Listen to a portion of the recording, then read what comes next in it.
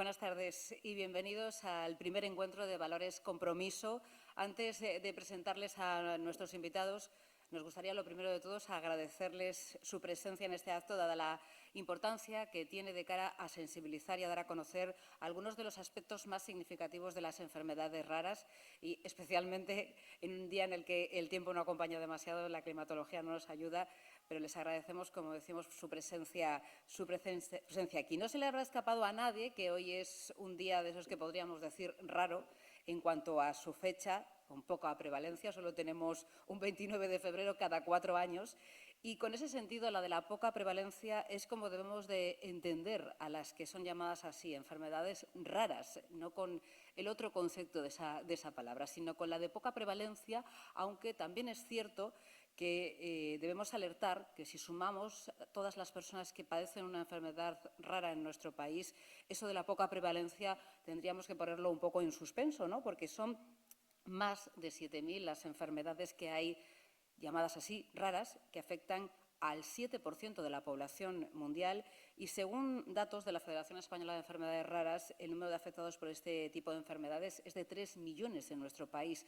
Así que lo de poca prevalencia creo que tampoco es francamente así, ¿no? Si nos fijamos en los números. No son una minoría, ni mucho menos, y además, como recoge la Constitución en su artículo 43.1, se reconoce el derecho a la protección de la salud y se establece que compete a los poderes públicos organizar y tutelar la salud pública a través de medidas preventivas y de las prestaciones de servicios necesarios. Por ello, los pacientes con enfermedades raras han de recibir, como dice precisamente una de las personas que va a participar en esta jornada, la misma atención que cualquier paciente crónico de nuestro sistema sanitario, aunque lamentablemente pues no siempre es así, especialmente en algunas enfermedades que tienen tan poquita prevalencia que, bueno, pues incluso hay apenas 2 o 3 casos en todo el país. Hoy vamos a relatar, en cierta manera, el proceso que se vive desde que se diagnostica una enfermedad rara y, si les parece, vamos a comenzar precisamente con un vídeo que nos ilustra un poco cómo es ese primer momento, cómo es ese primer diagnóstico.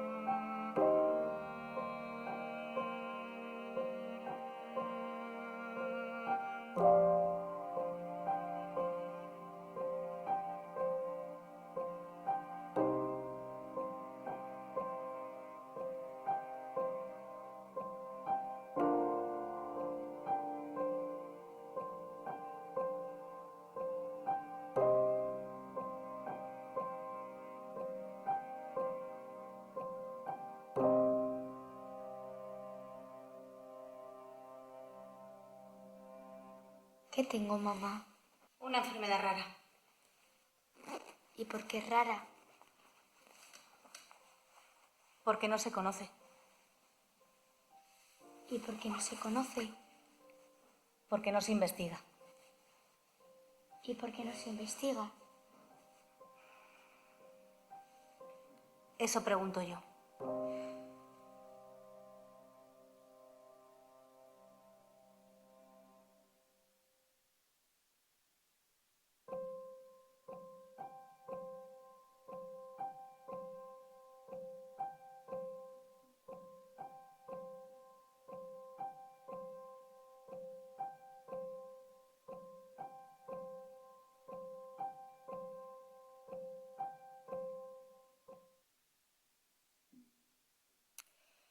Muy gráfico. Es un vídeo que a través de la Asociación Sota 10, como han visto, bueno, pues precisamente se filmó con ese objetivo, el de ver cómo lo pasan las familias, esas preguntas que no obtienen respuestas y, sobre todo, con la intención de que la sociedad entendiera que hay pacientes que se pueden considerar de segunda, porque no se les atiende como a quienes padecen enfermedades que tienen una mayor prevalencia. Faltan recursos, falta dinero que se destine a la investigación, que permita poner nombre a esas enfermedades raras, ponerle un tratamiento, dar una esperanza a los pacientes, pero también a sus familias, hasta que llega ese diagnóstico.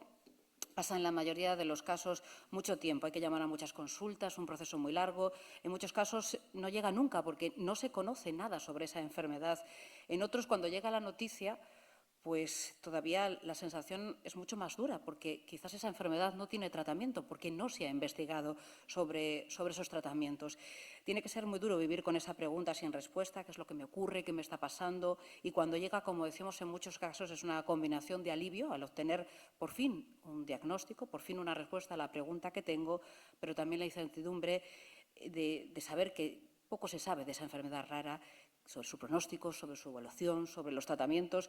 Un proceso, pues mucho más duro cuando el enfermo, cuando el paciente es un niño, cuando es un menor, como en el caso del vídeo que veíamos. Nuestra primera invitada es quien mejor nos puede contar lo terrible que es vivir esta situación, ¿no? Que tu hijo tenga una enfermedad de esas conocida como rara, y ella en primera persona nos puede explicar ese proceso, ¿no? Ese proceso tan complicado, y con ella pues mejor que nadie nos puede hacer reflexionar a todos qué es lo que podemos hacer cada uno de nosotros para que esta situación cambie. Es nuestra primera ponente, pero por aquí van a pasar hasta 3 ponentes, y nos gustaría hacer un turno de preguntas cuando finalicen sus exposiciones, porque creemos que es muy enriquecedor, sobre todo, pues que cada uno preguntemos las dudas que tengamos para sacar de esta jornada, pues las conclusiones más interesantes, ¿no? de nuestro paso por aquí, de nuestro primer encuentro compromiso. Se llama, y para ella les pido un fuerte aplauso, Aurora Fernández Velategui.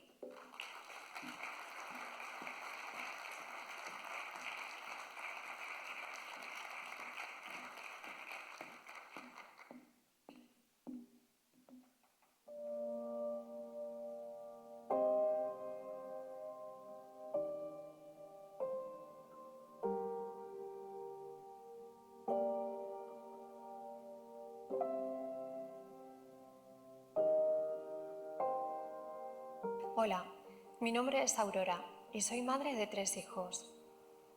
Mi hijo mayor nació con una enfermedad rara. Después de muchas conjeturas, diagnósticos e informaciones de todo tipo de los médicos en el embarazo y tras su nacimiento, le pusieron nombre a lo que le pasaba cuando tenía 9 meses. De los médicos escuché muchas cosas. Uno me dijo que yo le había querido tener. Tenerle ha sido lo mejor de mi vida. Otro que no sabía nada de esa enfermedad, que si hubiera sido síndrome de Down, como muchos niños nacen así, hay muchos recursos, pero solo un niño no era rentable su estudio y no podían ayudarme mucho. Mi hijo no era un niño, mi hijo era todo mi mundo, la persona más importante de mi vida. Poco antes de cumplir los 2 años falleció. No hay palabras para describir el dolor de perder un hijo, creo es lo más parecido a la propia muerte. Hasta ese momento yo era una persona, después fui otra. Tuve que aprender a vivir de nuevo, coger los pedazos rotos que quedaban de mí y reinventarme, pensando que él no vino a la vida a destruirme con su partida. Quise tener más hijos, que no le sustituyen pero hacen la vida más fácil. Y antes de que naciera mi segunda hija, fui a un genetista, pues nos daba miedo que otro hijo naciera enfermo también y pasar por todo ello otra vez. Me dijeron que al no haber investigación ni estudios sobre esa enfermedad, no podían decirme si era genético o no. Tuve una hija y un hijo. Ellos nacieron sanos, pero para su hermano la vida terminó. Mi realidad y la de mi hijo es la de otras familias también, que ven sus vidas rotas ante diagnósticos de enfermedades raras. De un no hay nada que hacer. Y esto solo tiene una solución, la investigación. Más investigación para más vida, porque los niños solo deberían preocuparse de jugar.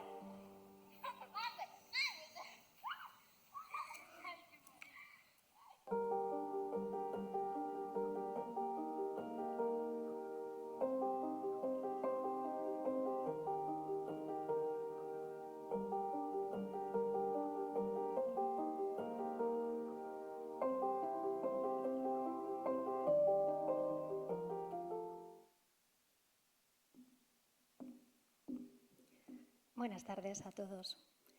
Al testimonio que han escuchado en el vídeo, me gustaría añadir una reflexión.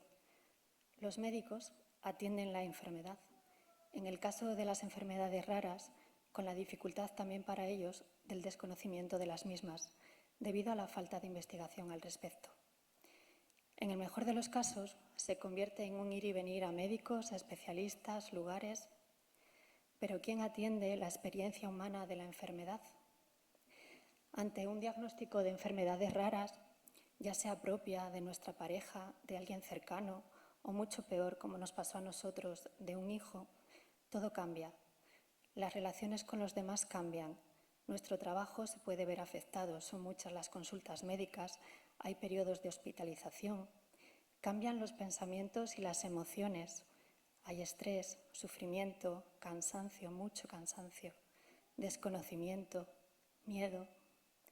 Si dejamos la situación solo en manos del médico, habrá una experiencia de la enfermedad que no quedará atendida, ya que hay necesidades y un sufrimiento que la medicina no contempla. Además del desconocimiento, la falta de información, de investigación, de recursos ante las enfermedades raras. Por todo esto, tiene sentido que nos unamos como sociedad, que la sociedad se mueva, que se comprometa, que aunemos esfuerzos, que seamos conscientes de que esto no es un problema únicamente del afectado por una enfermedad rara y su familia, que a cualquiera en cualquier momento de nuestra vida nos puede pasar. Y tiene sentido lo que hace Begoña Sota y la Asociación Sota 10, que no suple la atención sanitaria, sino que tiene como objetivo guiar, acompañar, ayudar a los enfermos y sus familiares en las necesidades que no quedan cubiertas, visibilizando y fomentando la investigación en enfermedades raras. Muchísimas gracias a todos por estar hoy aquí.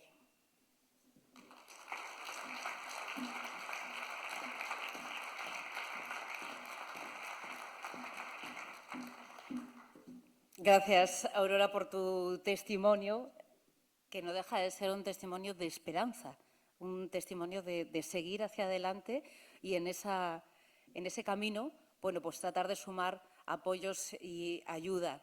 Es el momento de hablar de los profesionales. Aurora mencionaba, bueno, esas frases que han quedado en su cabeza de quienes no podían ayudarle, pero en el fondo esos profesionales no podían ayudarle porque tampoco había investigación. Ellos no eran directamente responsables, aunque sí es cierto que en atención primaria los médicos han hecho un esfuerzo, ¿no?, por cada vez conocer más algo sobre estas enfermedades, porque el papel de ellos, el papel de la atención primaria de los especialistas en médico de familia es fundamental, porque ellos son, bueno, pues nuestro médico más cercano y quienes pueden dar esa voz de alarma. Hay que tener en cuenta que cada médico de familia atiende entre 10 y 15 personas con una enfermedad rara. En muchos casos, el diagnóstico de sospecha puede hacerse precisamente en atención primaria. Son los profesionales más próximos, cuentan con un protocolo además online que ha ido dotándose de contenido, una importante labor de difusión que se hace, como decimos, a través de estos profesionales. Los centros de salud también llevan a cabo talleres formativos, seminarios y dan pasos importantes al apoyarse en servicios de salud, en sociedades científicas, en colegios de médicos, para continuar formándose hasta, bueno, pues hasta que realmente consigamos que efectivamente pues, haya mucha más información sobre estas enfermedades. Por tanto, el profesional de este nivel asistencial debe cubrir las necesidades fundamentales del paciente con una enfermedad rara y también de su familia, como apuntaba Aurora, acompañarle durante todo ese proceso de diagnóstico y de seguimiento y coordinarse con el resto de los especialistas que lo atienden. O por lo menos así lo entiende nuestro siguiente invitado. Él es el doctor Miguel García Ribes, es coordinador del Grupo de Trabajo de Genética Clínica y Enfermedades Raras del SENFIC y está aquí precisamente bueno, pues para hablarnos de cuál es su papel, el papel de los médicos de atención primaria. Cuando quieras, un aplauso para él.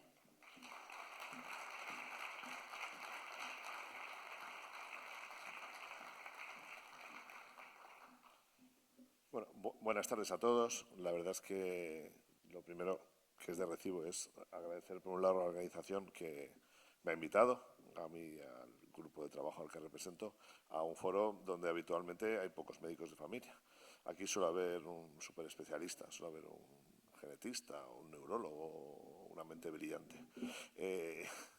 Y también dar las gracias a todos los que estáis ahí sentados, porque realmente la tarde está un poco desapacible como para venir hasta aquí, en este marco idílico, pero que hoy parece que no acompaña. Así que es de recibo también agradecérselo a todo nuestro público que ha venido hasta aquí. La verdad es que después de esta primera parte, de esta primera exposición, yo ya me hago muy pequeñito, porque básicamente aquí se ha explicado ya todo por lo que estamos aquí. Y este testimonio que hemos vivido a mí ya me ha resultado impresionante. Poco voy a poder yo decir que añadir a todo esto. Pero vamos a arrojar un poquito de luz. Está bien que estemos los profesionales y está bien que estemos aquí los profesionales de la atención primaria, que somos un poco más pequeñitos. Bueno, nosotros nos gusta poner títulos un poco particulares, fuera de lo común. Y bueno, pues cuando hablamos de enfermedades raras, hablamos de pacientes y hablamos de médicos, en este caso de médicos de familia, nos gusta mucho hablar sobre esa relación especial, ¿no? Ese médico que a veces está incómodo ante la llegada de un paciente con estas características. ¿Y por qué el médico está incómodo? ¿Y por qué el paciente es raro? ¿Será raro de verdad el paciente? ¿Tendrá una enfermedad rara? Hay pacientes raros que ni siquiera tienen una enfermedad.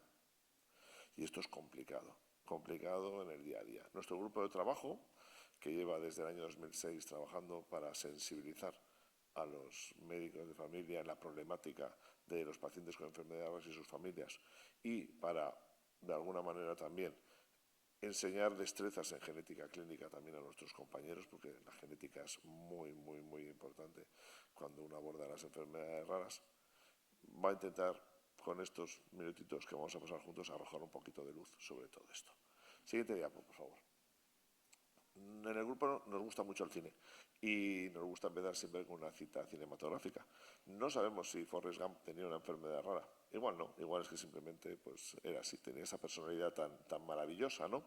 Pero en esta película hay una frase que se repite muchas veces y que creemos que esconde un pequeño secreto alrededor de lo que es el paciente con una enfermedad rara. Porque fijaros, la vida es como una caja llena de bombones, uno nunca sabe lo que le va a tocar. Las enfermedades raras son poco prevalentes, pero cuando a uno le tocan al 100%. Y esto es lo que Forrest Gump quería decir. Tenemos que vivirlas así, y es que nos tocan de lleno. Veamos la siguiente diapo, donde nos gusta empezar, porque nos gusta dividir estos minutos en tres partes, ¿no? En esta primera parte vamos a intentar demostrar que las enfermedades raras no lo son tanto. No, porque para mucha gente la enfermedad rara es esto que ve en estos programas de televisión, ¿no? De callejeros viajeros y todas estas cosas, el niño con los huesos de cristal. Estos cuadros, estos síndromes, que por una característica sobre todo externa llaman la atención, ¿no? Son cosas muy raras. Y las enfermedades raras no son tanto. Hay montones de enfermedades que por prevalencia son raras y que las podemos tener, las puedo tener yo, las puede tener cualquier persona que tenga ahí delante y que no llamen la atención de ninguna de las maneras. O sea que son más frecuentes y son más comunes de lo que parece. No olvidemos que enfermedad rara viene del inglés rare, de poco frecuente, ¿de acuerdo? Lo que pasa es que, claro, parece que en español el término rara es siempre un poquito despectivo, ¿no? Pero esto es un poco una impresión que tenemos nosotros. Raro es poco frecuente. Podemos decir, esta flor es de una rara belleza y no estamos diciendo nada malo acerca de. Nuestro grupo considera que a las enfermedades raras hay que seguir llamándolas raras, porque la marca rara le ha costado muchísimo tiempo a las asociaciones de pacientes y muchos esfuerzos y muchas fatigas. Por lo tanto, ahora que está tan de moda hablar de enfermedades poco frecuentes, enfermedades minoritarias, para nosotros todos estos son eufemismos. Si los pacientes quieren que se sigan llamando raras, nosotros las llamaremos raras. Es lo mínimo que podemos hacer por ellos.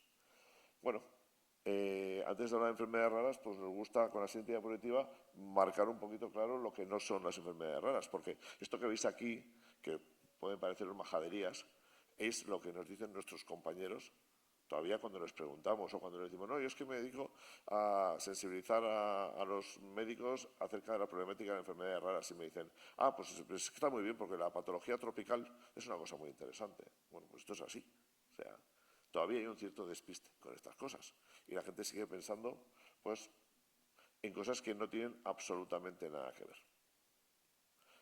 Al final dicen, las que tienen los enfermos raros, bueno, por lo que comentábamos, ¿no? Cuando estás en la consulta, ves a mucha gente rara, a gente poco frecuente. Pero ¿cuántos de ellos tienen una enfermedad? Pues igual no muchos. Y la mayor parte de las veces ni siquiera es una enfermedad rara. Siguiente diapo, vamos a ver lo que es la paradoja de la rareza, ¿no? Que es una cosa que nos gusta siempre contar. Al final, ¿qué son las enfermedades raras? Pues enfermedades raras de baja son con una prevalencia baja. Pero la prevalencia no siempre marca la realidad sobre esta enfermedad. Yo sí me pongo un ejemplo. Un melanoma. Melanoma es un tumor cutáneo, muy agresivo. No sé si os suena.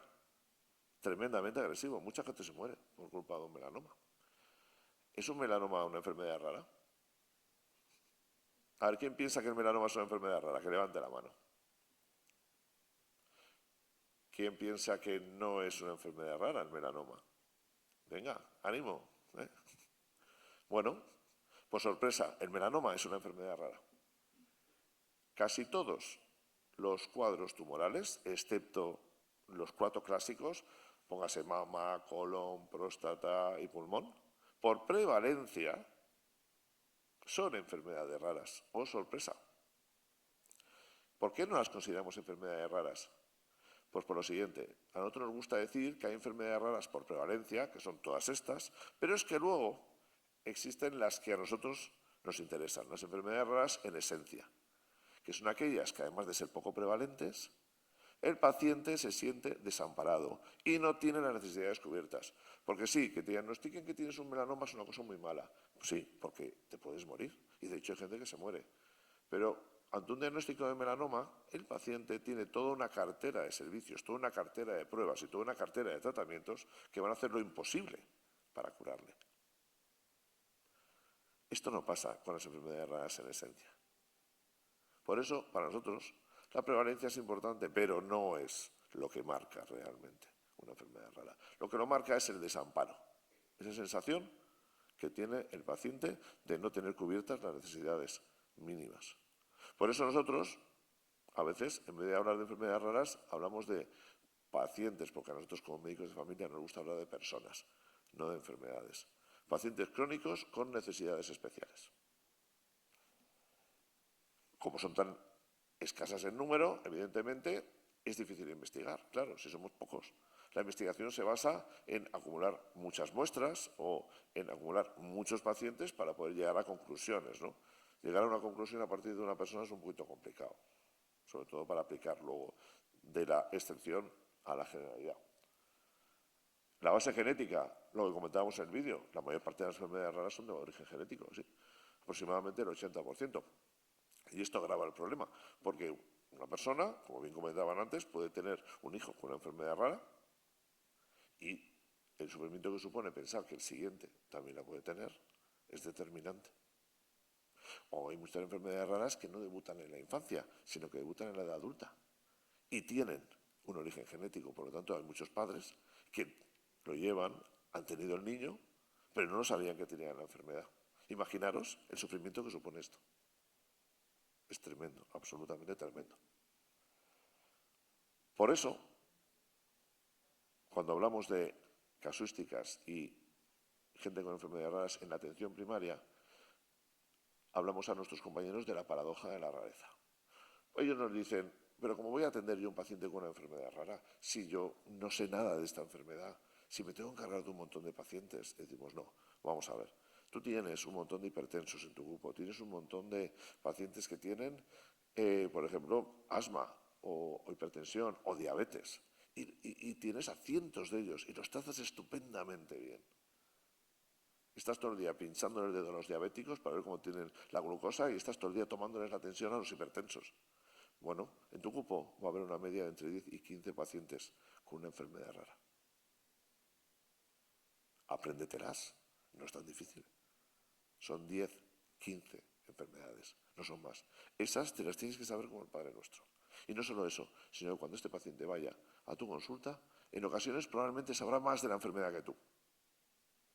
Y ahí es donde tenemos que rehacer la relación médico-paciente. Porque el paciente con una enfermedad rara es un paciente especial.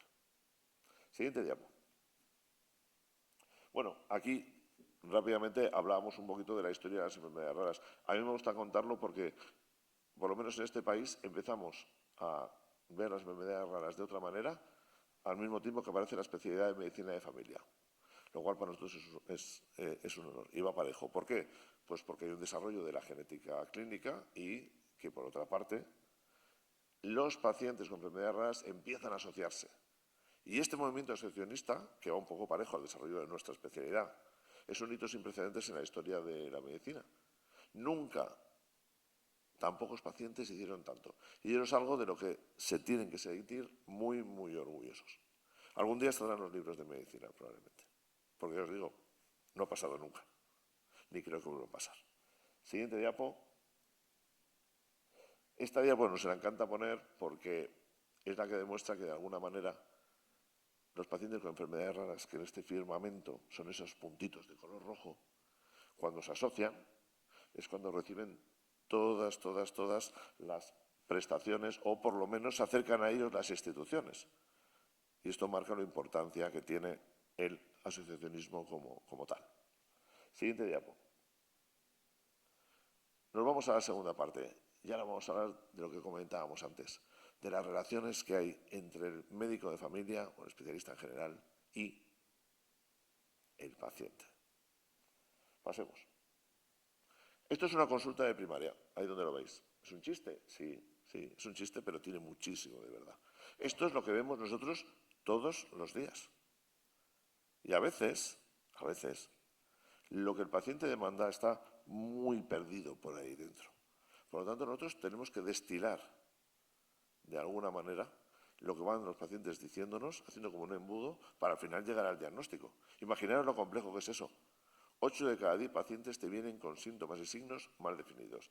Es que me duele la cabeza, me canso mucho, me he quedado sin trabajo, los niños me están volviendo loca. Y a partir de ahí, igual al final encuentras algo. Hay muy poquitos pacientes que te vienen con tengo anginas o me he torcido el tobillo. Entonces el día a día en la consulta es muy complicado. Y bueno, pues tenemos que enfrentarnos a ellos. Siguiente. Nosotros, cuando viene un paciente con una enfermedad rara, a veces lo vivimos de una manera errónea. Para muchos médicos, un paciente con una enfermedad rara es el terror. O sea, no os podéis hacer una idea. Porque es un paciente empoderado, es un paciente que a menudo sabe más de la enfermedad. ¿Por qué? Porque está en una asociación de pacientes que manejan actividad científica y comunicaciones científicas de calidad. ¿Qué pasa? Que para muchos médicos eso es como si estuvieran casi faltando al respeto. Es como estar aquí poniendo en tela de juicio mi autoridad, que yo soy el que más sabe. Fijaros, al principio cuando hacíamos talleres con pacientes con enfermedades raras, había alguno que se sorprendían porque dice, a mí me habéis dejado muy sorprendido cuando habéis dicho que el médico no lo sabe todo. Digo, bueno, pues eso solo faltaría, que lo supiéramos todos nosotros, ¿no? Y en este tipo de relación muchas veces nos tenéis que ayudar, porque vivimos un poco en la cuerda floja cuando tratamos a estos pacientes.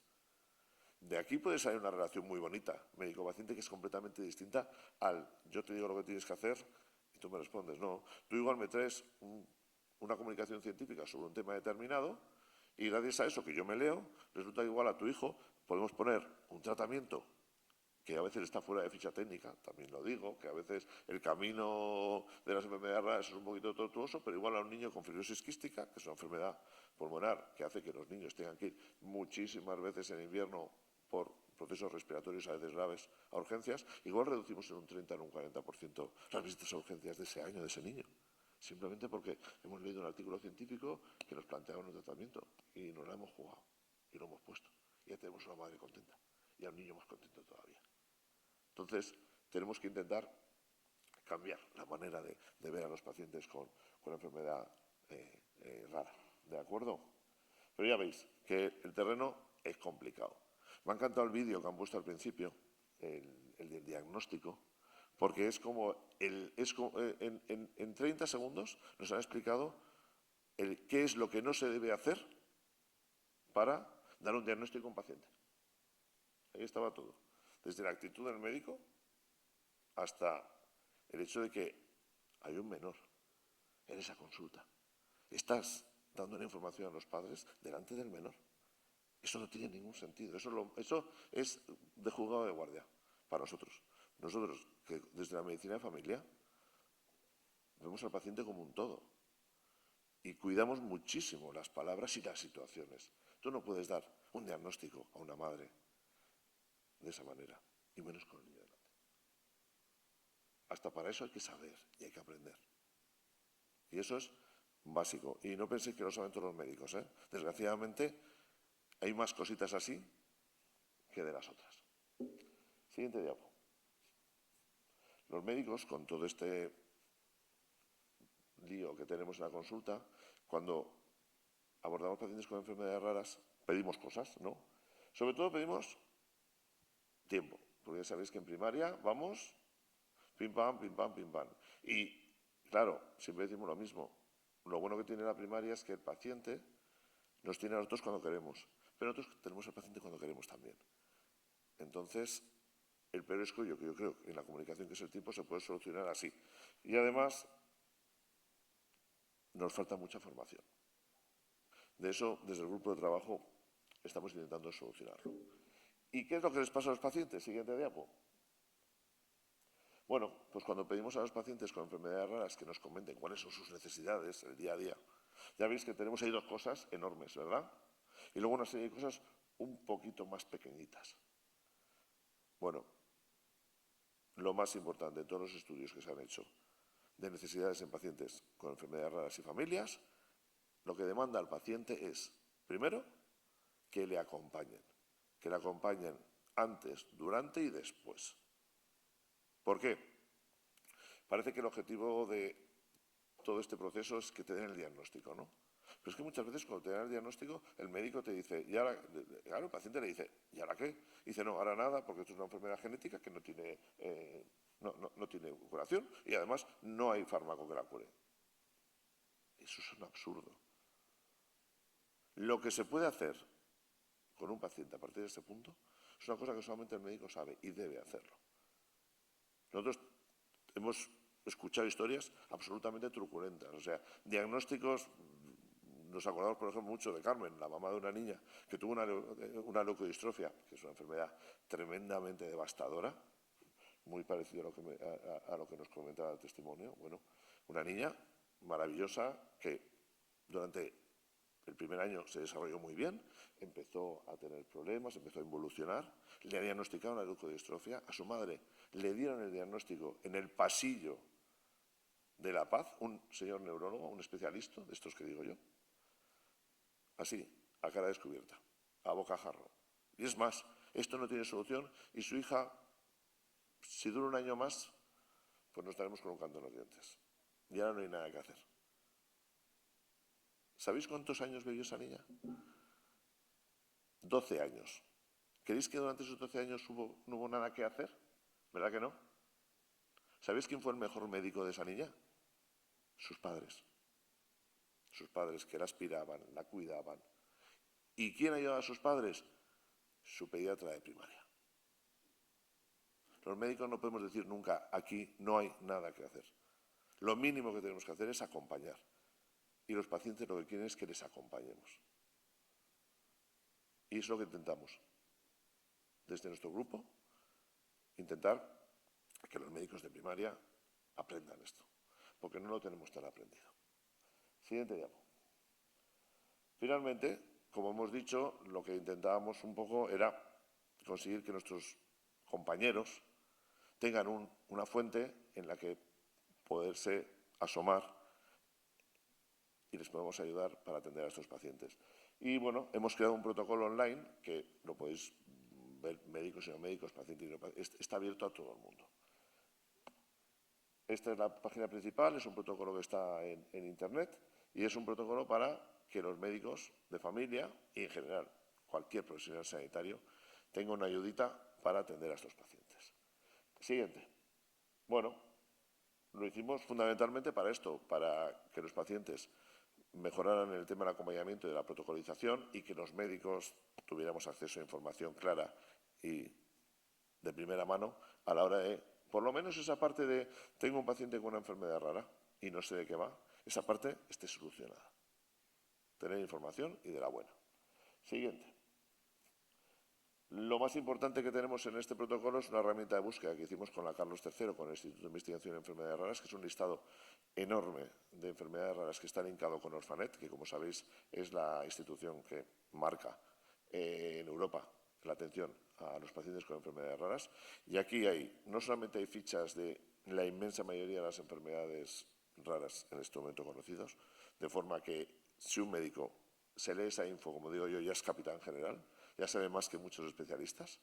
Y además hay un sistema que ahora, bueno, con esto del chat GPT y todas esas cosas, probablemente no parezca tan relevante, es un buscador de síntomas y signos. El médico mete síntomas y signos del paciente y le sugiere el programa qué enfermedades puede tener. Por lo tanto, es mucho más fácil llegar a un diagnóstico.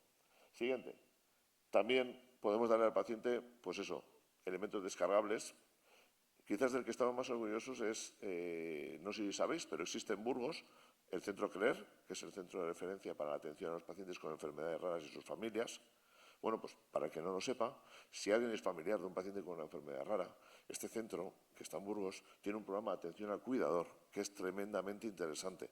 Tú puedes ponerte en contacto con ellos para, durante una semana, durante 15 días, ir con el paciente allí o que vaya el paciente, porque tienen todo un sistema integrado de habitaciones especialmente preparadas para enfermedades con discapacidad, atienden a estos pacientes, tienen una zona dedicada a la hidroterapia, otra a la fisioterapia. Quiero decir que es una manera tremenda de que el cuidador descanse, que este paciente esté bien tratado y ya digo que hay hasta apartamentos en el cual puede ir toda la familia y, bueno, pues durante este tiempo pues permitirse un descanso.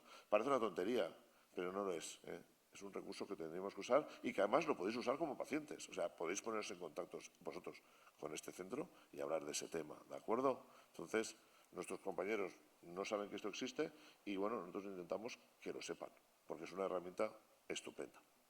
Siguiente diapo.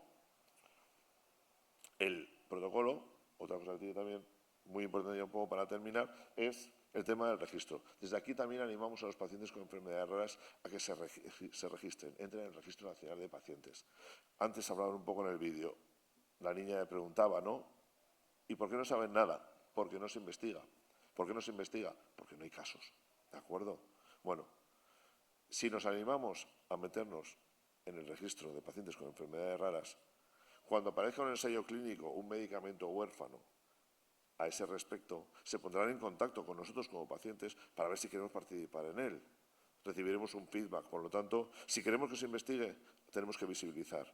Cuanto más pacientes haya en el registro, mayor cantidad de posibilidades tendrán de investigación y, por lo tanto, de que su enfermedad, si bien algún día, ojalá tenga curación, pero por lo menos se pongan en marcha recursos para que los pacientes tengan mejor calidad de vida.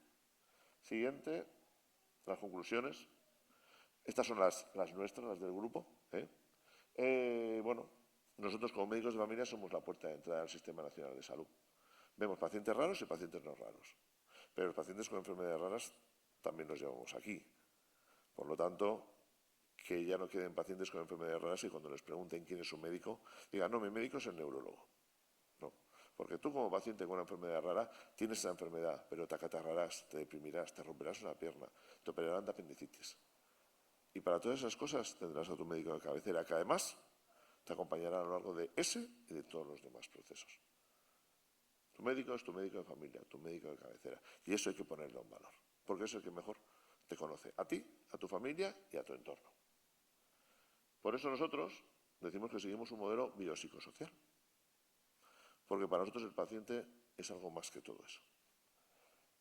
Nosotros también tenemos claro que tanto el registro como los centros de referencia están ahí para algo. Los centros de referencia son esos institutos, esos centros que hay a lo largo de todo el país, donde se dedican a trabajar sobre una o varias enfermedades raras. Bueno, pues de aquí, de alguna manera, exigimos que todos los pacientes con enfermedades raras tengan el mismo derecho a ir a su centro de referencia y que se pongan todos los medios para que sean atendidos allí. Dicho de otra manera, tener fibrosis quística en Lugo tiene que ser igual que tener fibrosis quística en Murcia. Y tienes que tener exactamente los mismos derechos a ir al centro de referencia y a recibir el medicamento huérfano de rigor en las mismas condiciones y al mismo precio, porque eso es de recibo. Eso es absolutamente universal.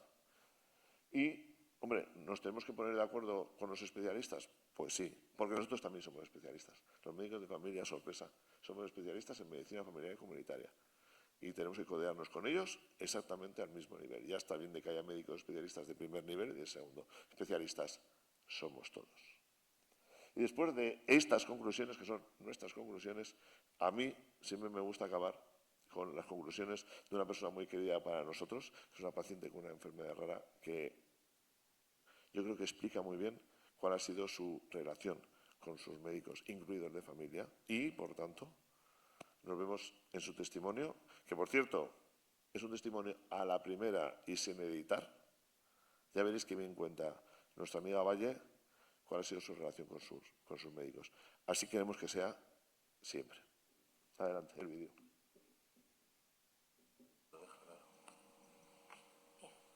Me llamo Valle y tengo esclerodermia sistémica con afectación pulmonar bilateral desde hace 20 años. A través de este tiempo pues ha habido luces y ha habido sombras. Yo principalmente me quedo con las luces. Tras 3 años de incertidumbre y de, por llamarlo de alguna manera, peregrinar, pues me dan el diagnóstico, el cual para mí pues fue una catástrofe, porque cambió mi vida totalmente. Hay que tener en cuenta que a mí me diagnosticaron a los 38 años, cuando uno está un poco con proyectos ya maduros, ya tienes tu vida un poco enfocada y bueno, pues eso supuso pues un cambio terrible en mi vida. Como todas las catástrofes, pues hay un tiempo de duelo. Puede ser de meses, puede ser de semanas, puede ser de años o puede ser toda la vida. Yo en mi caso estuve un tiempo muy enfadada conmigo misma porque pensé, y bueno, a ver, ¿en qué he fallado yo? ¿O por qué me ha pasado esto? ¿Qué he hecho yo para merecerlo? Bueno, pues nada, hasta que al final pensé que lo mismo que le pasaban a los demás me pasaba a mí. Y cambié de actitud. Yo quisiera decirles a ustedes, los profesionales de la salud, que para mí, personalmente, son ustedes una prolongación de mi familia, porque yo soy consciente de que ustedes van a estar conmigo toda mi vida y yo con ustedes. Por eso, como a las familias, pues a la familia se le pide el máximo apoyo. Y yo a ustedes, yo sé que son muy buenos profesionales, que lo saben hacer muy bien, yo no tengo queja en ese sentido de ninguno de ustedes, pero yo a estas horas de mi vida, si me permiten decirlo, esclerodérmica, de esta andadura, pues yo necesito algo más de ustedes, ese específico, ese valor añadido, porque como ustedes bien saben, la mayoría de las enfermedades raras, concretamente voy a centrarme en la esclerodermia, pues no tiene curación por hoy, tiene esa base de tratamientos paliativos que nos dan calidad de vida. Y yo ahí quiero hacer un apunte especial para ustedes, un llamamiento. Hay un paliativo que no cuesta dinero, que es muy efectivo, que no tiene contraindicaciones de ningún tipo, pero que pocos de ustedes lo recetan. Ese paliativo a mí me vino muy bien en su tiempo y se llama, eso que va asociado al sentimiento, a la humanidad, al ponerse en el lugar del otro. Eso que se llama empatía, pero que a mí me gusta decirlo a mi manera, porque me siento como más satisfecha. Bueno, Pues ese paliativo, a mí a lo largo de estos 20 años me lo han dado 3 profesionales, con los cuales afortunadamente sigo y ellos siguen conmigo. Por lo tanto, yo quería decirles que, por favor, es una sugerencia, ustedes son los profesionales, que receten más ese paliativo, que en definitiva ese paliativo es bueno para ustedes y es mucho mejor para nosotros. Muchas gracias por escucharme.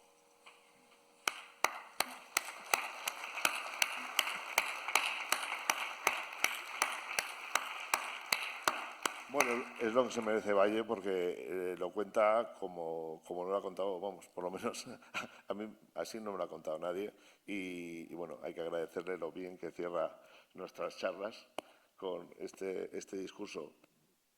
Muchísimas gracias por vuestra atención, estamos abiertos a las preguntas al final y hay que seguir luchando, así que mucho ánimo.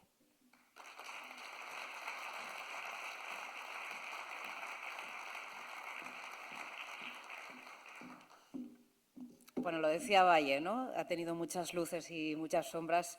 A nadie se nos escapa que entre esas luces está el doctor Miguel García Ribes, coordinador del Grupo de Trabajo de Genética Clínica y Enfermedades Raras, que ahora sí lo digo entero, de la Sociedad Española de Medicina de Familia y Comunitaria, que como él ha solicitado y recordado, son médicos especialistas, los de atención primaria y también, tenemos que tenerlo en cuenta. Muchísimas gracias por todo lo que nos ha enseñado, por todo lo que nos ha explicado en su ponencia, y es que familias, profesionales y médicos, en definitiva la sociedad, somos todos los que tenemos que formar ese tándem. Nuestra siguiente invitada no tiene una enfermedad rara, la que es rara es ella. Es muy, muy, muy rara, porque si hablamos de rara o poca prevalencia, lo que es muy poco probable, y ha habido muy pocos casos, yo no sé si habrá habido alguno, es que alguien que ni tiene una enfermedad rara, ni tiene ningún familiar que la tenga, se embarque en un proyecto, podríamos decir, personal, en el que ha derrochado muchas horas, mucho tiempo, mucho sacrificio, muchos sinsabores, muchos esfuerzos, pero que, al igual que esta jornada se llama compromiso, es algo que Begoña no ha perdido nunca, que es el compromiso que un día adoptó y firmó, sin firmarlo, de una manera tácita, con una madre precisamente que le contó su caso. Ella, comenzó a apoyar el deporte femenino y quería organizar una asociación, crear una asociación, y fue entonces cuando se cruzó en su vida, que me imagino que la tenga siempre muy presente, ¿no? Porque fue el detonante de que hoy estemos aquí y de todo lo que ha construido Begoña en estos años. Se cruzó con una madre que tenía en su caso no solamente una hija, sino dos hijos afectados por una enfermedad rara, y a Begoña le impactó tanto su testimonio, le hizo tanto reflexionar, le hizo tanto ponerse en el lugar de esa madre, esa empatía que decía Valle. Empatizó tanto con esta madre que ella desde entonces muchas veces se pregunta, bueno, sí, a mí no me ha sucedido, pero me podría suceder, le podría suceder pues a mi hija, a mi nieto, o porque no esté afectada, ¿por qué no tengo yo que trabajar por esta causa?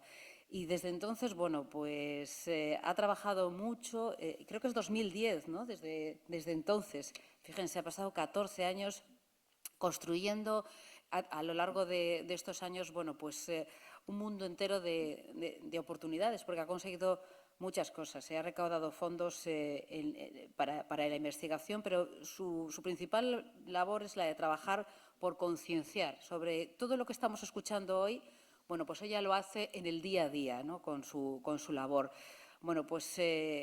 Para ella ya se ha dado cuenta en ese tiempo que las enfermedades raras no se investigan todo lo que merece la pena, y que ella creó esta asociación, SOTA 10, una asociación sin ánimo de lucro, y como decimos, hoy está aquí para contarnos todo lo que ha construido en esos 14 años, pero también para hablar de futuro y de lo que queda por construir, y seguramente para pasarnos el relevo, porque ella ha empezado, pero necesita que la sigan, necesita muchas manos. Begoña, cuando quieras, un aplauso para Begoña Sota.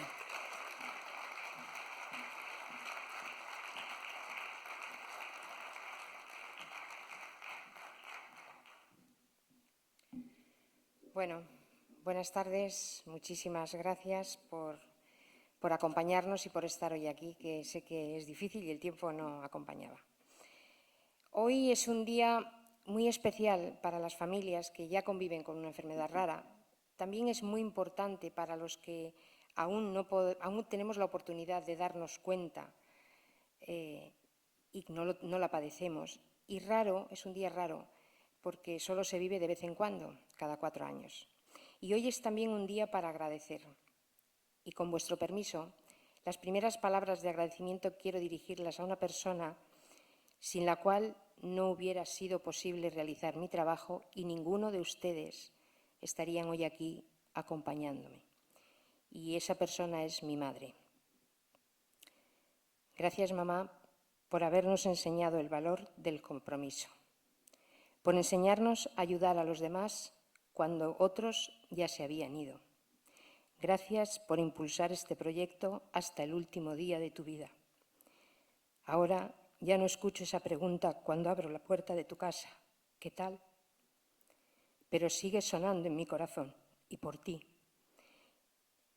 Y con el recuerdo de tu ejemplo, seguiré impulsando Sota 10 el resto de mis días. Mi primer contacto con todo lo que rodea una enfermedad rara se produce un mes de mayo del 2010. Y después de innumerables reuniones, de asistir a conferencias, de hablar con familias que ya conviven con una de esas enfermedades y sobre todo de buscar información a través de asociaciones, fundaciones o federaciones que representaban ese problema, en los últimos días de ese mismo año yo había comprendido cosas importantes. Uno, que una enfermedad rara nos puede tocar a cualquiera en cualquier momento de nuestra vida. Que el sistema sanitario no es capaz ni está pensado para solventar todas las necesidades que precisan los afectados y sus entornos familiares. Que la investigación necesita mucha más inversión en su desarrollo y, lo más importante, garantía de sostenibilidad. Que es un problema global, pero que tenemos que actuar en local, atender a la persona afectada y a su entorno familiar. Y que cuando hablamos de enfermedades raras tenemos que tener en cuenta situaciones como cronicidad, degeneración y sostenibilidad. Empieza mi búsqueda. ¿Cómo puedo ayudar? Y junto con otras compañeras de aventura, porque Sota 10 ha sido y es una maravillosa aventura, organizamos algún evento deportivo para recaudar fondos, atendimos y solventamos las necesidades de alguna familia y, sin embargo, no éramos capaces de mantener esa ayuda en el tiempo. Por lo tanto, no podíamos garantizar la sostenibilidad en el cuidado de aquella familia. Poco a poco mis compañeras desistieron de esta aventura mientras yo acudía a encuentros de formación, congresos escolares, mesas de debate, etc. En esa búsqueda constante, ¿no? ¿Cómo puedo ayudar? Y muchas veces se producía una situación curiosísima.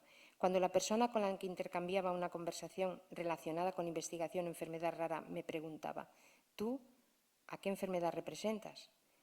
Pues la cara de asombro siempre era la misma, incluso de incredulidad, hacia mi interés por el tema cuando descubrían que no estaba afectada ni tampoco ningún familiar.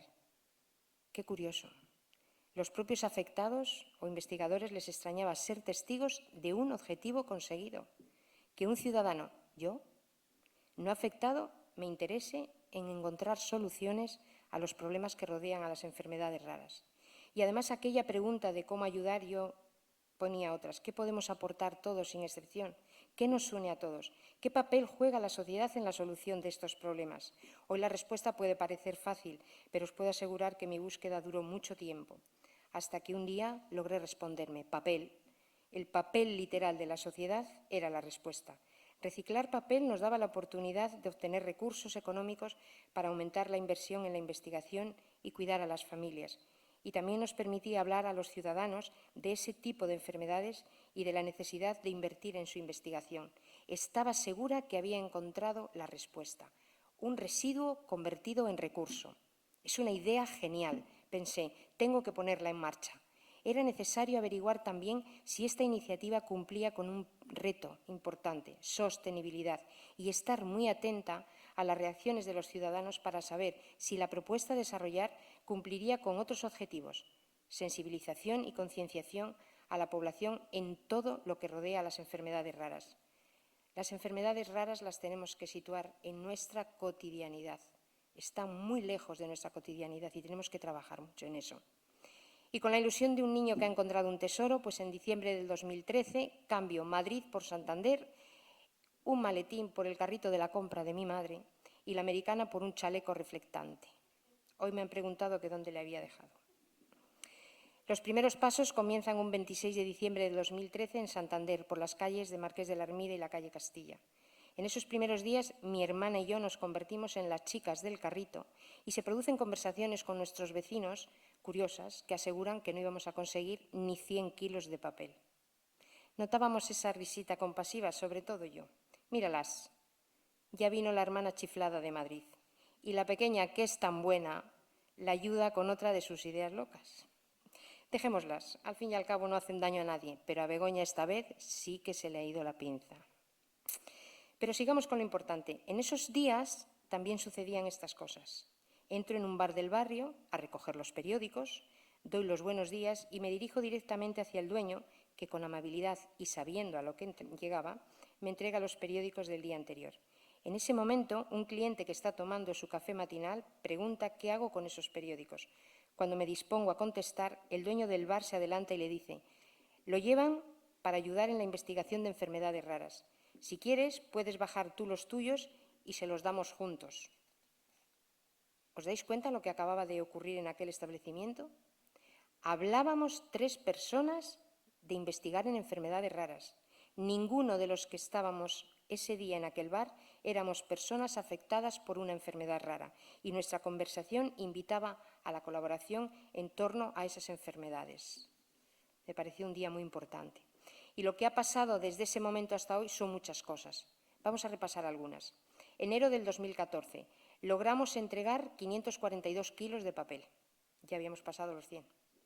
Nos pagan 27 euros. Bien. Y almacenarlo y seleccionarlo nos costó algo más de 200. Madre mía. ¿Pensáis, eso no es negocio? Bueno, pero ¿cuánto vale conseguir que un responsable de un negocio de barrio anime a uno de sus clientes a colaborar y participar en la investigación en enfermedades raras? Recordad que ese responsable no estaba afectado y a día de hoy tampoco sé que no está afectado ni nadie de su familia. Enero del 2024. Logramos entregar 24.520 kilos. Nos pagan 2.146 euros y almacenarlo y seleccionarlo nos ha costado algo más de 1.500 euros. En el tiempo, mejores resultados. Pero ¿cuál es la diferencia entre estos 2 meses y todo este tiempo? Pues radica en la infraestructura. Ahora disponemos de una furgoneta pequeña, una Renault Kangoo. Hemos alquilado un local a pie de calle en Sarón. Tengo sobre todo un grupo de voluntarios que aportan su trabajo día a día. Me ayudan a seleccionar el papel, me ayudan a recogerlo, ponen su trabajo, muchas veces sus vehículos y convierten, sobre todo una persona, ha añadido valor al voluntariado, el valor del compromiso. Ella se llama Beatriz. Me vais a permitir que en nombre de todos la nombre porque es la que lidera todo el voluntariado y gracias a ellos puedo seguir con este proyecto, si no, esto hubiera sido imposible de seguir. Y además este proyecto sigue contando pues con la abuela Cleta, que es como me llamo muchas veces, que soy yo.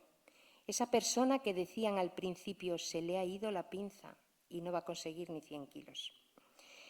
Estos 24.520 kilos que os digo de papel son la punta del iceberg de lo que va a conseguir Sota 10 realizando su labor. Eso os lo puedo asegurar. Falta tiempo, pero os lo puedo asegurar. Detrás de todos estos datos se esconden horas y horas de trabajo, viajes para recoger papel de nuestros colaboradores, no solo de esta comunidad. También nos hemos acercado a Bilbao. Vamos cada mes y medio un par de veces. Palencia, Vegadeo, Luarca, Castropol, Tapia de Casariego, Coaña o Navia, entre otros, llamadas, mensajes, etc.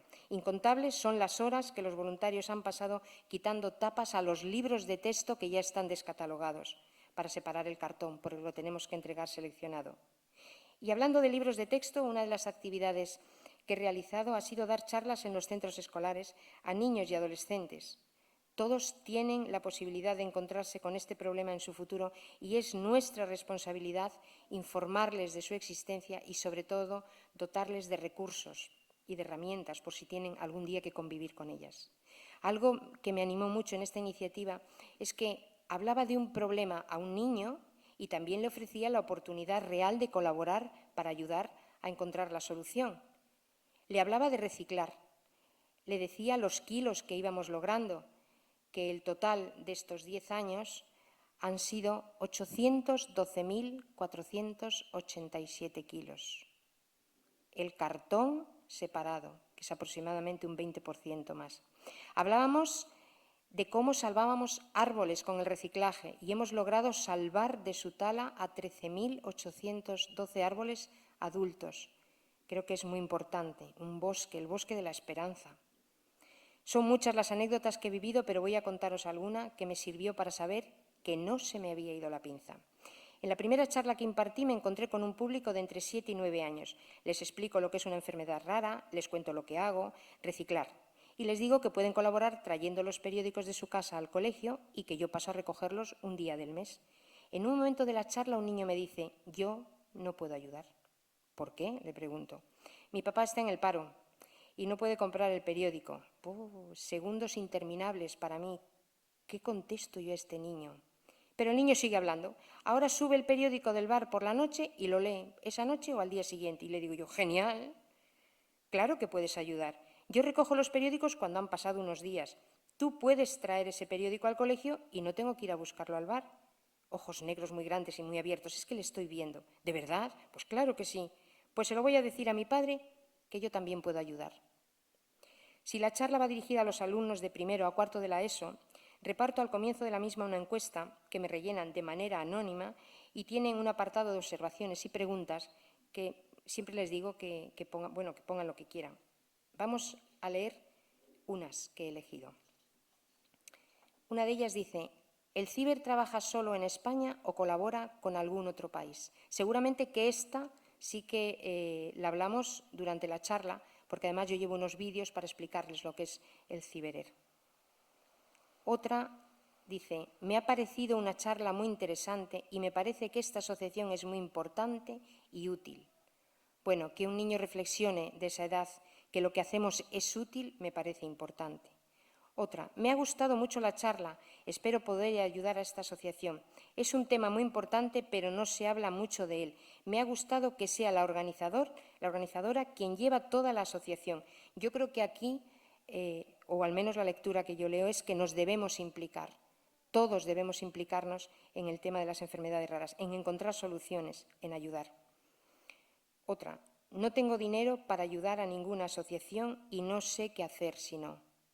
Pues no se me ha ido la pinza, porque a esas personas que quieren ayudar y no saben cómo, a través de Sota 10 pueden hacerlo, con su papel, o aparte, o con un voluntariado, pero con el papel. Fijaros, no tengo dinero, no todo es el dinero en la vida, ¿vale? A veces estar y escuchar a una persona ayuda mucho. Otra: me gusta tu voz, me ha gustado la presentación, bien ordenada y me parece muy bonito lo que hacéis.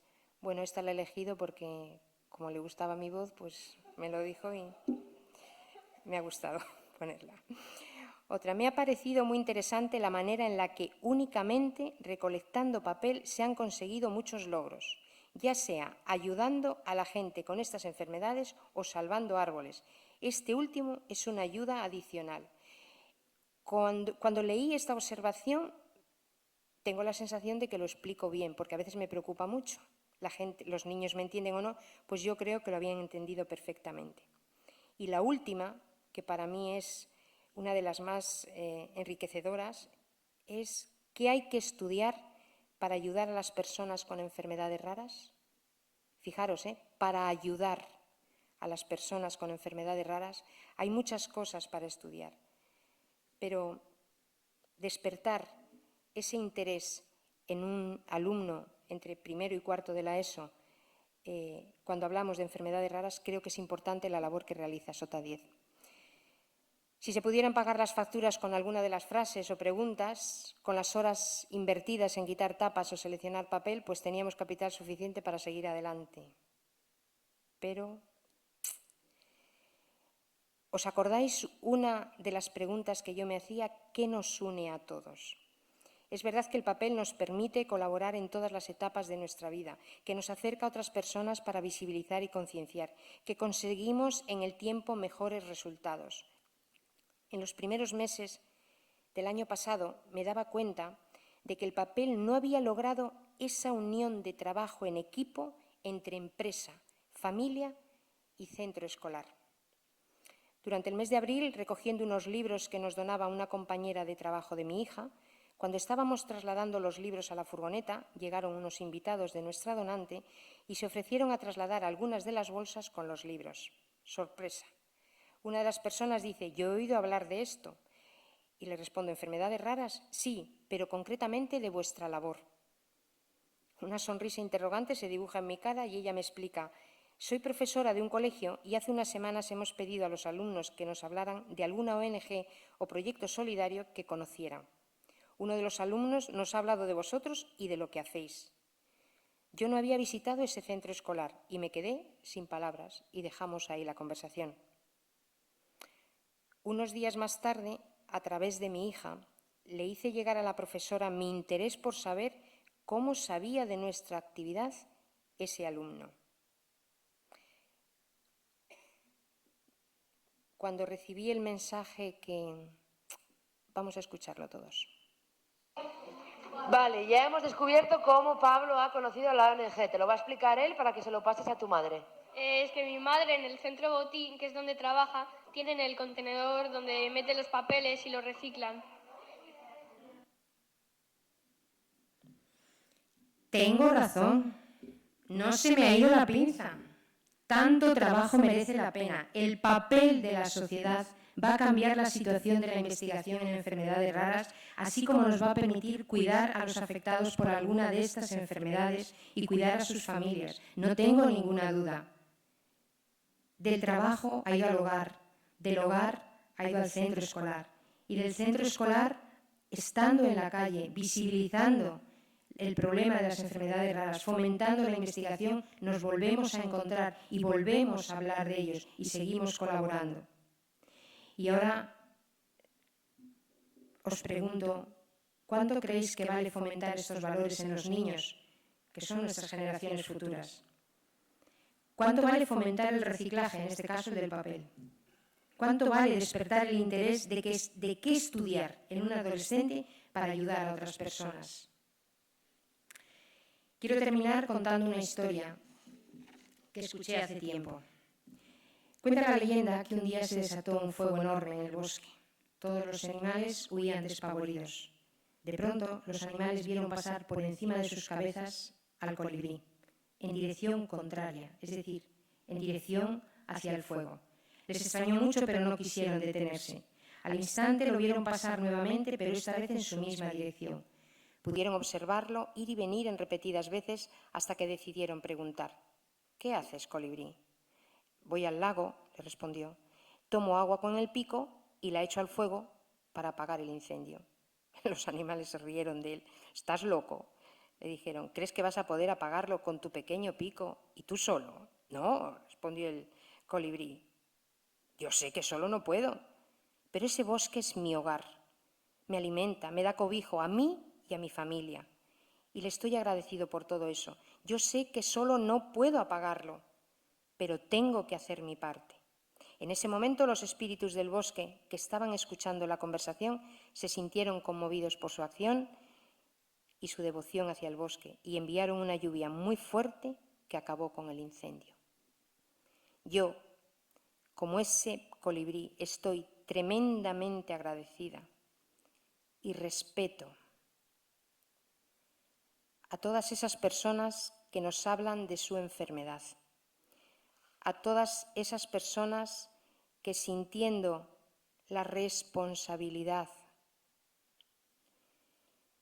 de avisarnos de lo que nos puede ocurrir, ponen en marcha asociaciones que representan su enfermedad.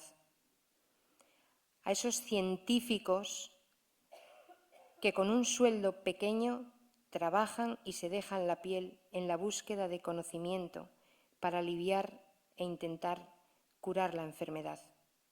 He comprendido que mañana me puede tocar a mí o a mi familia, y el mejor legado que puedo dejar es el conocimiento, herramientas y recursos por si un día les toca convivir con una de estas enfermedades. Aunque es un problema muy grande, tenemos que empezar por solucionar pequeñas cosas, pero lo tenemos que hacer entre todos. Cada día recibo una media de 2 llamadas porque quieren donar sus periódicos, revistas, libros, etc. Estoy rodeada de personas que me ayudan en atender esas llamadas, personas sin las cuales este proyecto no existiría hoy. Su voluntariado y compromiso con Sota 10 se ha convertido para algunas en una prioridad diaria. Ha llegado el momento de contratar una persona para que conduzca la furgoneta. Ese es el futuro del que hablaba Marta y que yo os quiero hablar. Y eso no lo puedo hacer sola. Espero que os convirtáis en espíritus del bosque, de ese bosque que hemos creado entre todos esos árboles que hemos salvado, y me ayudéis en ese paso para seguir trabajando y lograr una vez más entre todos cuidar, ayudar y acompañar en la experiencia humana de convivir con una enfermedad rara. Este ha sido y es mi compromiso de trabajo y de vida, mi particular vuelo. ¿Y vosotros me acompañáis en este vuelo de colibrí? Gracias.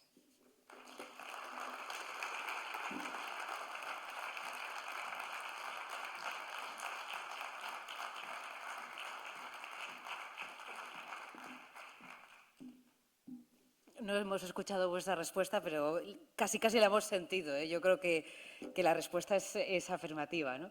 Antes decíamos que si alguno de los presentes quería realizar alguna pregunta, creo que ha llegado el momento, el turno. Levantáis, tenemos ahí un micrófono, me acerco y si queréis hacerle alguna pregunta a alguno de los tres. ¿Alguien tiene alguna cuestión, alguna duda?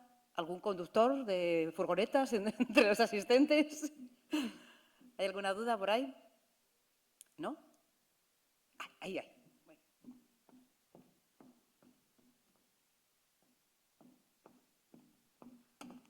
Me acerco.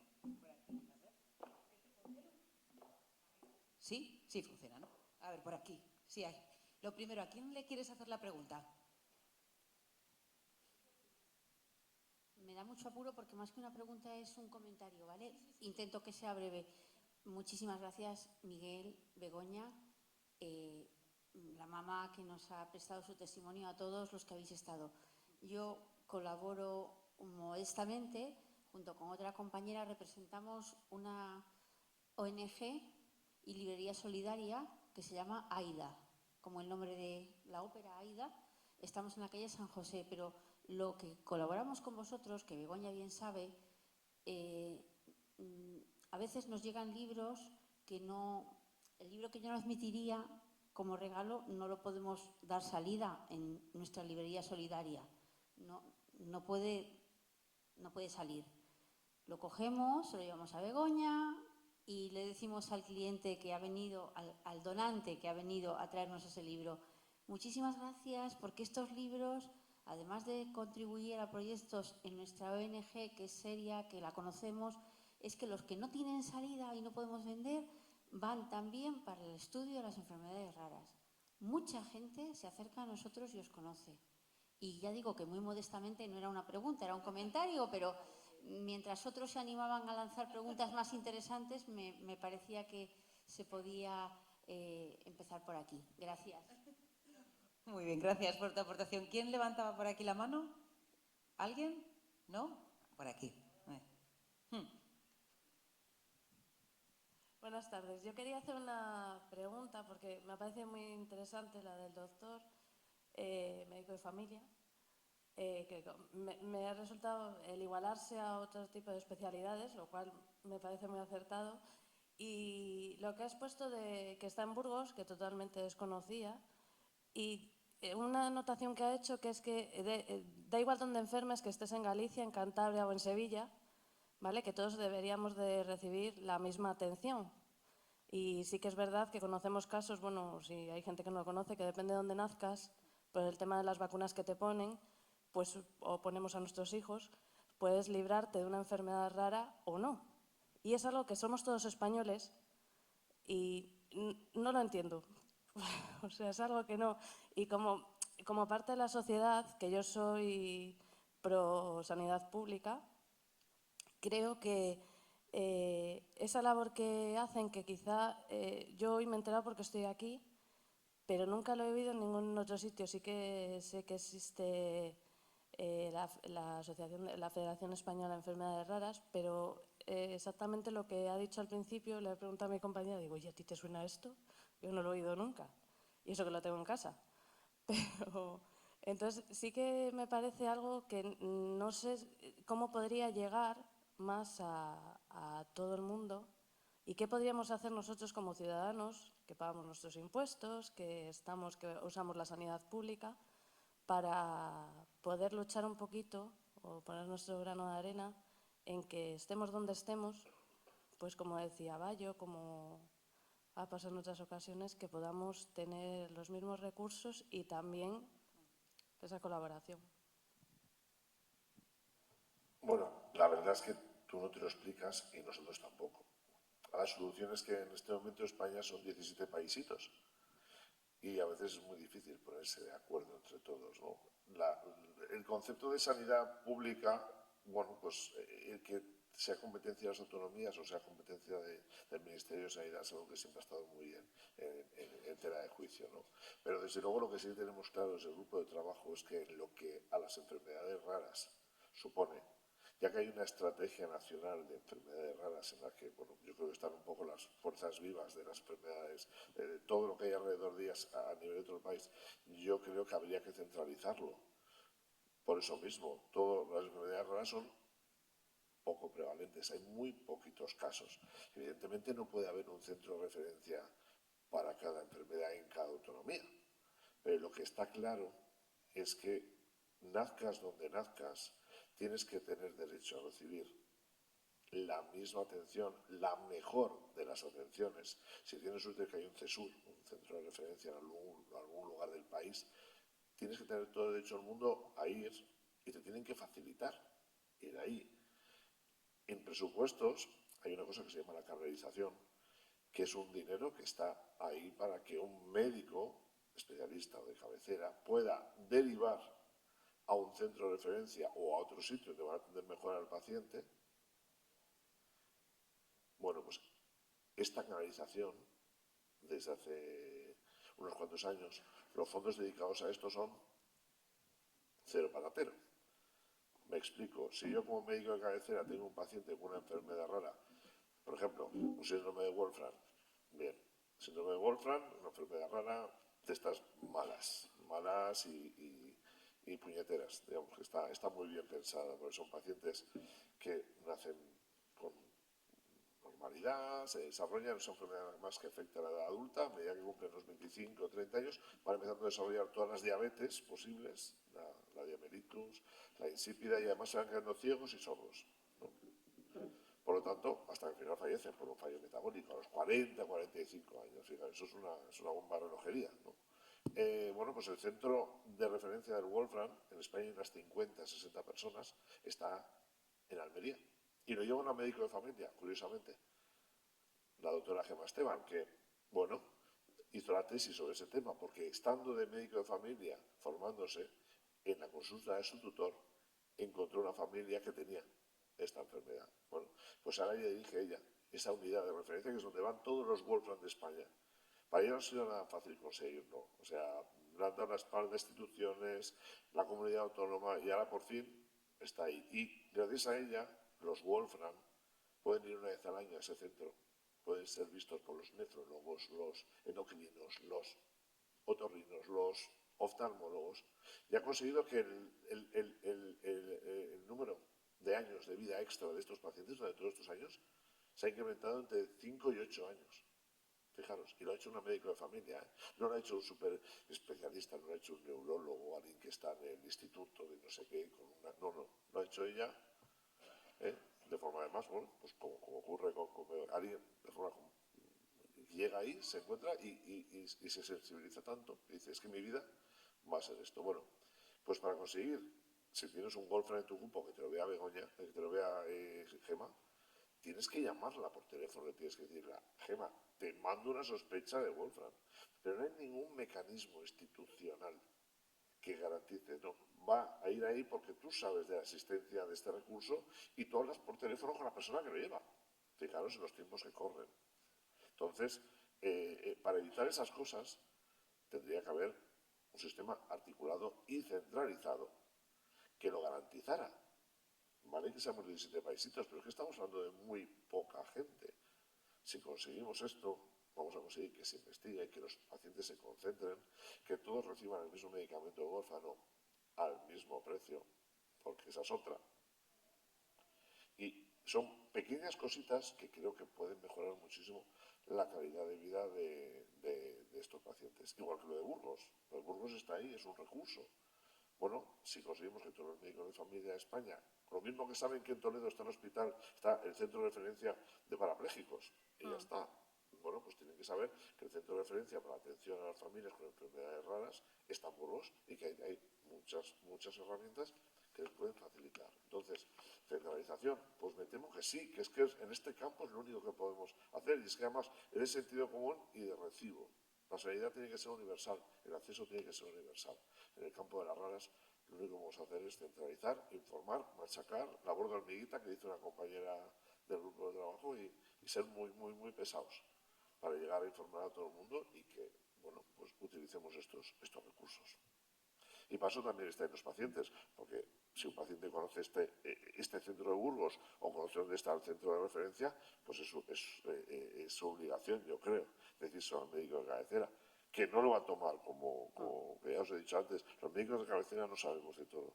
Y a veces para los pacientes es triste y a veces se sorprenden. Y es que ya os conté que una paciente dice, yo me he sentido muy dolida cuando vosotros me habéis dicho que los médicos de familia no lo sabéis todos. Yo pensaba que lo sabíais todos. Digo, pues mira, en este mundo todo no lo sabe nadie, pero nosotros todavía menos. Pero siempre tenemos esa herramienta que es el vuelva usted mañana y esta noche me lo estudia.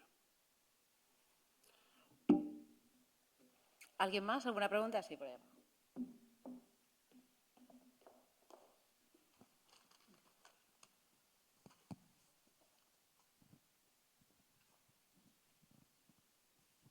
Buenas.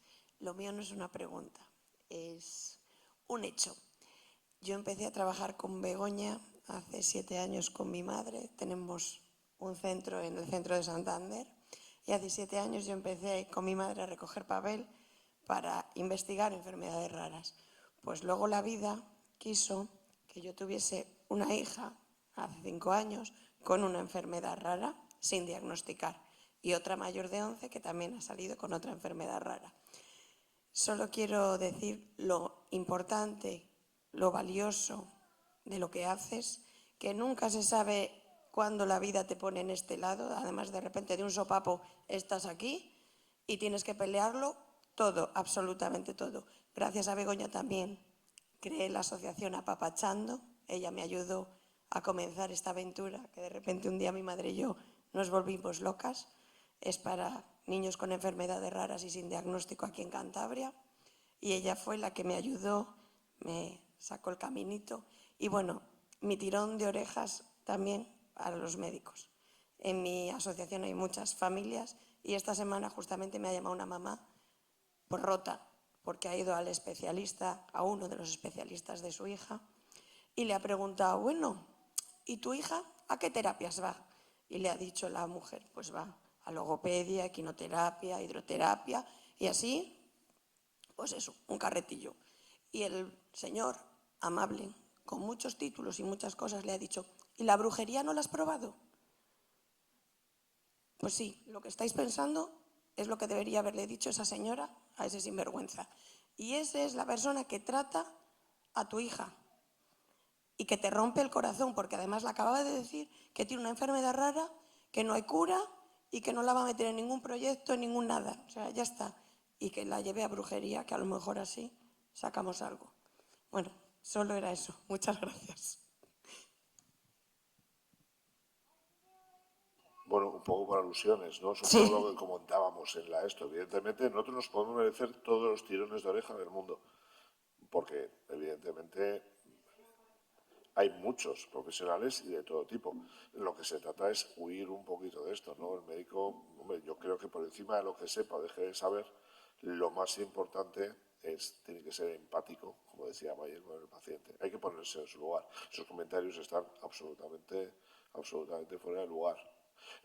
Y al respecto, también hay que decir que hay muchos pacientes con enfermedades raras o con casos en su familia que no usan de la brujería, pero sí que prueban terapias alternativas, estilo fitoterapia, homeopatía y este otro tipo de cosas, que nosotros siempre recomendamos que antes de probarlo lo pongan en conocimiento con su médico de familia, porque bueno, no son terapias inocuas y en ocasiones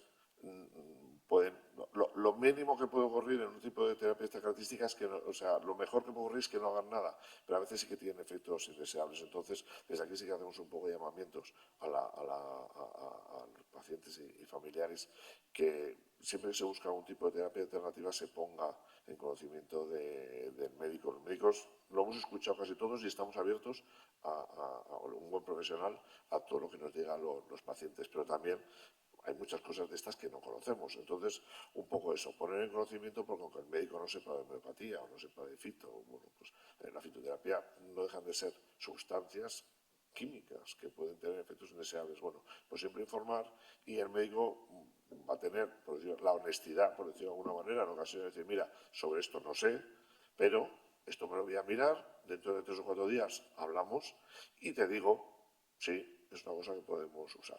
¿Vale? Porque nosotros entendemos que es una población que claro, muchas veces el grado de desesperación te hace buscar terapias alternativas. Bueno, pues de buscarlas vamos a buscar con el médico y por lo menos que el médico tenga claro y te pueda dar una información sobre ello diciendo que esto mal no te va a hacer, por lo menos.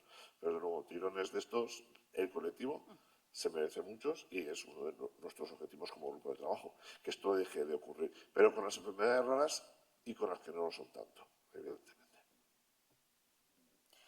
Pues yo creo que el mensaje está claro, ¿no? Este 29 de febrero el mensaje es el de unidad, ¿no? Entre familias, entre profesionales sanitarios, entre quienes trabajan a través de las asociaciones, pero también quien lo hace de una manera desinteresada, como la asociación SOTA 10, y quedarnos sobre todo con esa lectura positiva, ¿no? Con lo que se ha aportado en esta jornada y con lo que también podemos hacer cada uno de nosotros para mejorar la situación actual, que no nos quedemos pues con la parte más fea, sino con la parte positiva de lo que se ha construido, de lo que se ha logrado, ¿no? En estos 10 años, por ejemplo, que lleva trabajando la asociación SOTA 10, pero también, evidentemente, deberíamos de estar mucho mejor, debería de no haber esas desigualdades entre comunidades autónomas en los sistemas sanitarios, debería de haber un sistema organizado en el que el paciente conociera todos los recursos a los que tiene derecho, en el que funcionaran las cosas mejor,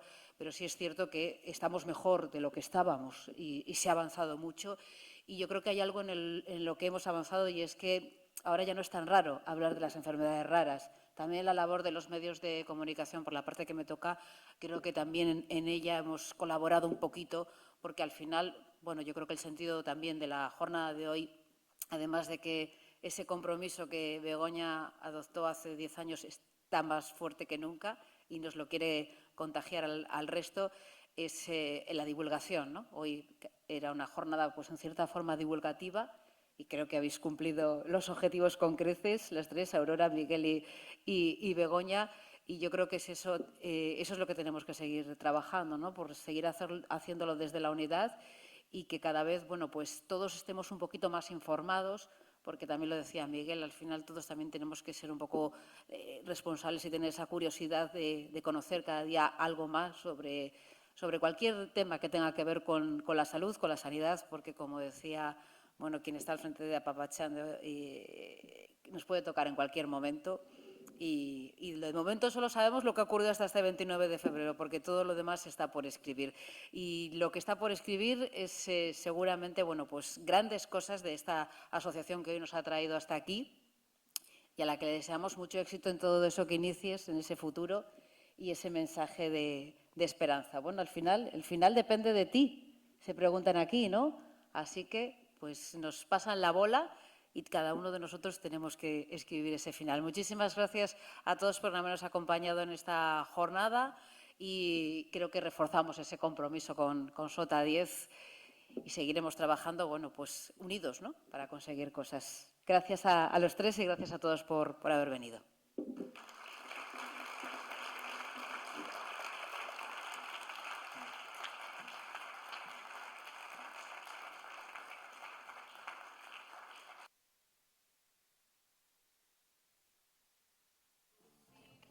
Bueno, ahora a la salida, creo que ya está puesto, entre todos hemos preparado un regalo para los que habéis venido y tenéis también algo dulce para compartir. Salís y lo podéis elegir. Tiene un mensaje, ¿vale? Pero lo tenéis en la puerta, ya en la mesa, salís y lo vais mirando, ¿vale? Lo podéis elegir. Gracias por haber venido.